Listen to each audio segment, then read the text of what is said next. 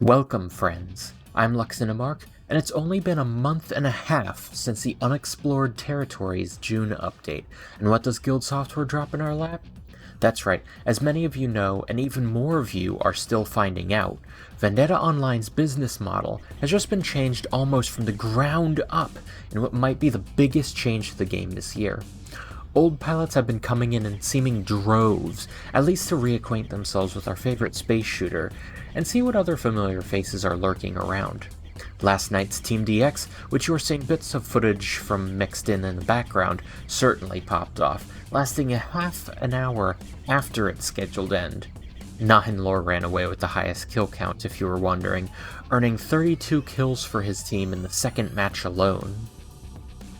Breaking down the update, Vendetta Online still has 3 major subscription tiers, but gives a lot more freedom to pilots than before, and no longer delineates between PC and mobile platforms. Now all platforms are uniform and begin as freemium, or free-to-play.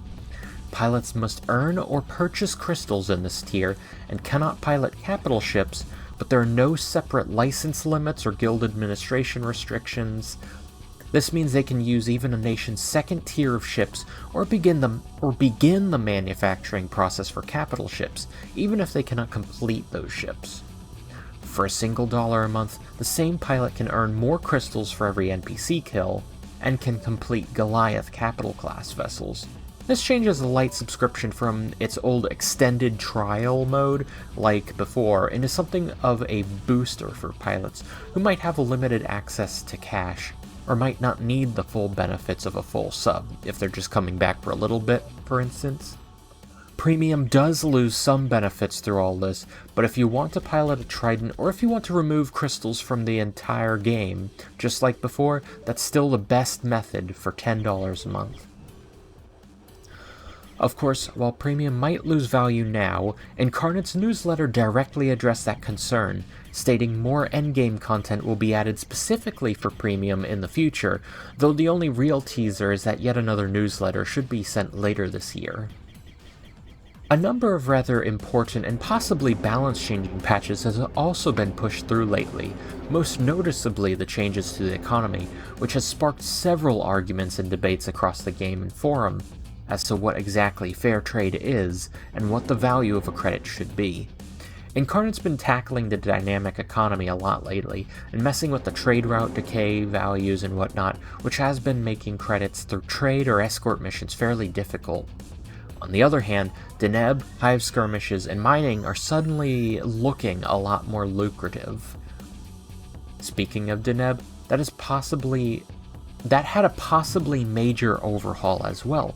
The effects of the latest update might need some time to settle before I can really tell their true effects, but essentially, now all Deneb skirmishes have been given a value. In order to win any weak skirmishes, you need to accumulate enough points, instead of just winning over sectors like before.